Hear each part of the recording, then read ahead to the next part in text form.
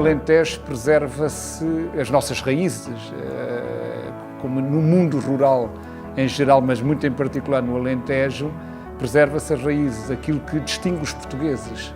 E eu sinto-me identificado com muitas destas características que foram aqui preservadas pelos alentejanos ao longo do tempo.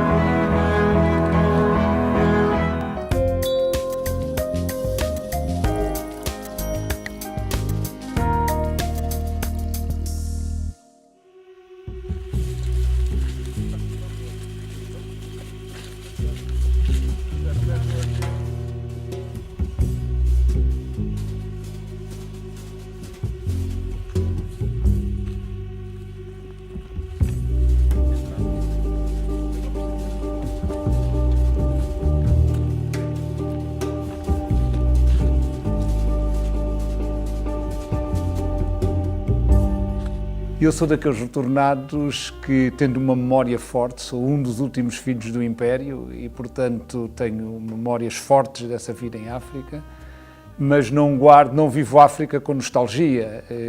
Gosto imenso de viver em Portugal, tenho imenso orgulho da atividade que desenvolvi aqui ao longo dos anos.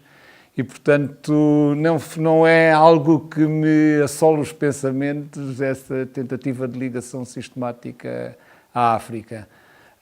A razão da minha vinda para este espaço é porque me apaixonei pelo Alentejo. Eu vivi sempre em África até aos 17 anos, como disse há pouco, vim como retornado, e uma das regiões do país, apesar da minha família ser uma parte de Lisboa e outra parte da Beira Alta, mas uma das razões que me apaixonei e porque vim aqui para a herdade de São Miguel foi porque me apaixonei por esta região.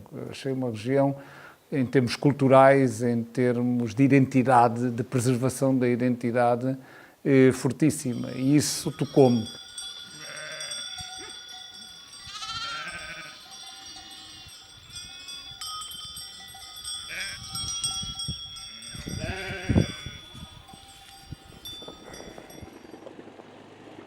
Sou de uma família com raízes na agricultura, o meu pai é veterinário, o meu avô era engenheiro agrónomo, sempre tiveram ligado ao mundo agrícola. Eu sempre sonhei ser agricultor, ou ter alguma ligação ao mundo agrícola. E quando senti que tinha condições de comprar uma propriedade, andei à procura aqui no Alentejo e comprei esta herdade de São Miguel. E os primeiros projetos que desenvolvi nem foi nos vinhos, foi florestar 100 hectares desta herdade de sobreiros. E a vida aqui no Redondo, eu comecei a vir com frequência ao Redondo, levou-me a aproximar-me de pessoas do setor do vinho, perceber as fortíssimas tradições que esta região tem no setor do vinho e, naturalmente, comecei a entusiasmar-me. O meu vizinho, o Carlos Roqueval, um dia falávamos os dois no Redondo e ele próprio fez logo uma ligação para comprar licenças, porque naquela altura, como hoje, aliás, para se plantar vinha era preciso comprar licenças, arranjou-me os primeiros contactos para comprar licenças e depois fui fazendo o caminho caminhando. Primeiro foi a vinha, depois porque não uma adega, depois porque não mais vinha e depois porque não continuar a crescer e a certa altura esta adega já não tinha capacidade. Tentámos arranjar soluções e acabámos por arranjar, ficámos a produzir o vinho na herdade da pimenta e uma parte dos vinhos na herdade da pimenta. E pronto, portanto, isto nunca houve grandes planos, o que é que isto seria um dia, né? Acho que hoje em dia isto não pode mudar muito mais, porque já não há mais espaço para mudar muito.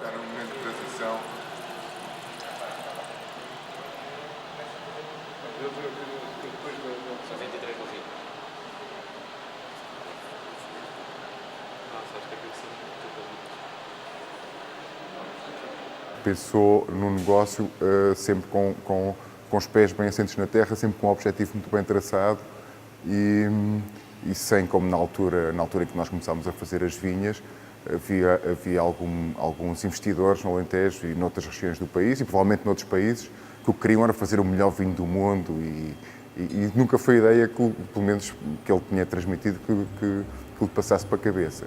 Sempre com pragmatismo e muito terra a terra.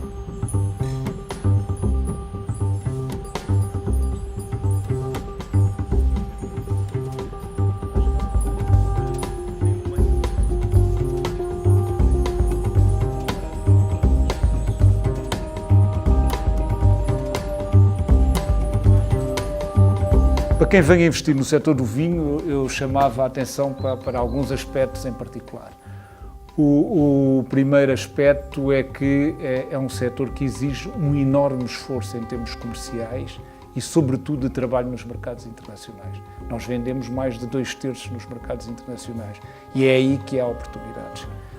O segundo aspecto que eu chamaria a atenção é para um retorno a muito longo prazo. É um projeto que nós, em termos empresariais, chamamos o payback. O payback deste projeto é relativamente longo. Portanto, se for financiar com capitais alheios, tenha muito cuidado com o equilíbrio financeiro entre capitais próprios e capitais alheios e, relativamente aos capitais alheios, ter prazos razoáveis, porque existe tempo. Depois, um terceiro conselho que dava é a necessidade de ter em linha de conta um fortíssimo investimento em fundo de maneio. É um setor que exige investimentos fortes em capital fixo, portanto, em terra, na adega, em cubas, em barricas, mas existe também um investimento muito forte em conta clientes, é um setor em que se paga tarde, e em estoques.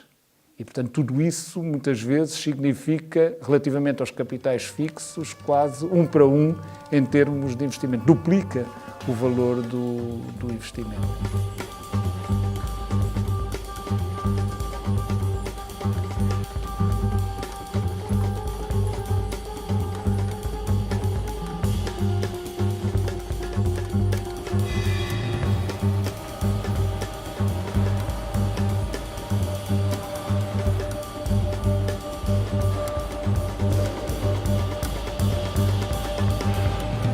Trabalhamos com a sazonalidade, portanto, em princípio, desenvolvemos programas contextualizados com o nosso próprio trabalho. Portanto, na altura das vindimas, propusemos um programa de vindima. Agora, neste período de outono, vamos ter uma atividade ligada ao vinho da talha, vamos celebrar o Dia Europeu do Enoturismo com uma prova na adega do vinho da talha e um dia de portas abertas aqui na adega. Mais para a frente teremos atividades ligadas à poda, e vamos progredindo em função dos trabalhos que estejam a decorrer, ou na adega ou na vinha.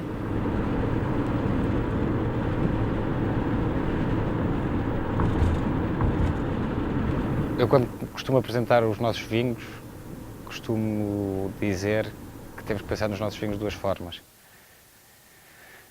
Temos as marcas de vinhos, em que temos o Sicónia, o Montinho, o Merino, em que são vinhos que, embora tenham uma identidade forte do Alentejo, porque o Alentejo tem um clima que marca fortemente os vinhos, a seca, as 3.000 horas de sol que temos por ano, que são vinhos fáceis de entender para o consumidor, muito desenhados para o consumidor, mas que têm uma forte marca da tipicidade do Alentejo.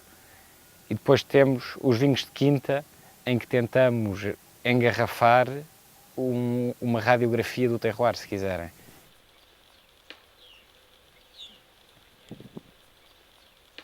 O ponto principal que eu me lembro do Alentejo é a liberdade. A liberdade que, enquanto criança, nós tínhamos, em que saíamos de casa de manhã, voltávamos à hora do almoço e para comer cheios de pressa para poder voltar a sair de casa e poder viver como crianças livres. À medida que eu fui vivendo o Alentejo, sempre me deu uma vontade de viver no Alentejo e de ficar muito ligado a esta terra.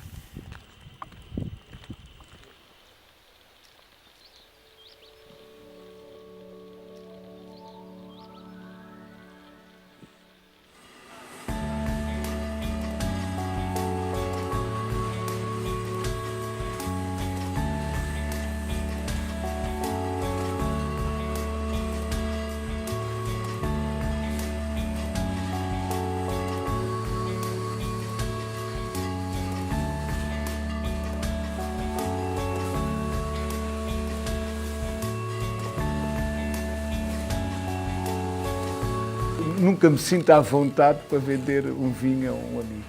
E diria que, na generalidade das situações, acabo por oferecer. Eu procuro partilhar com muitos dos meus amigos os vinhos que produzo. Havendo alguns amigos que eu até gosto que provem os vinhos, eu sou muito amigo, por exemplo, do Luís Palha, que é meu amigo desde Angola, portanto desde miúdos, e é um conhecedor grande de vinhos, é um homem que gosta de vinhos e, por exemplo, eu tenho enorme prazer em oferecer-lhe porque é alguém que eu sei que vai provar, vai dar a sua opinião, vai se entusiasmar, vai dizer que é bom ou que não é bom em alguns casos. Mas essa é uma boa pergunta porque eu tenho muitas vezes uma certa dificuldade em vender vinhos a amigos quando pedem. E tenho sobretudo, quando vendo, não é seguramente ao preço de mercado, porque acho que sempre devo fazer uma atenção, devo vender abaixo do... Compro a minha consciência vendendo abaixo do preço que venderia no mercado.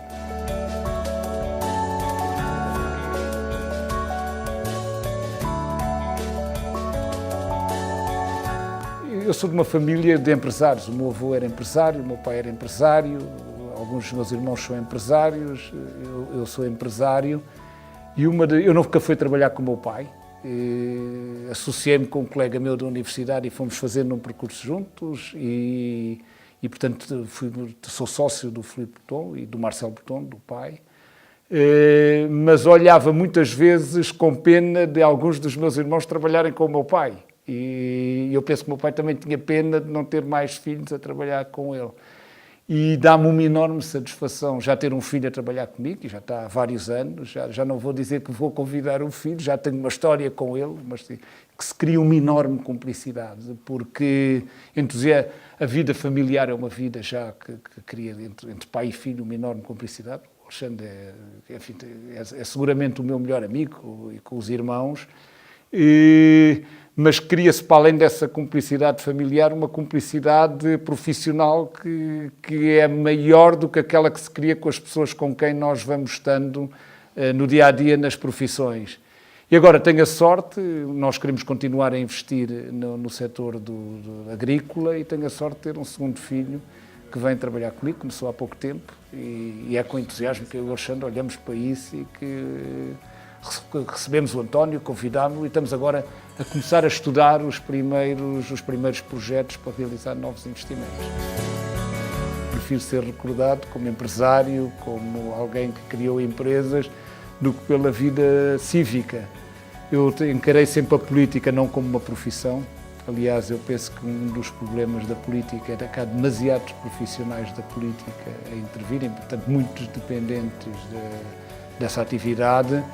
E o que senti em 2 ou 3 momentos da minha vida foi a obrigação de prestar um serviço cívico, a disponibilidade que tinha que estar disponível para prestar um serviço cívico. Mas do ponto de vista profissional, apesar de eu valorizar e de ter gostado de ter esse tipo de intervenção, está muito longe da satisfação que eu tenho pela vida empresarial.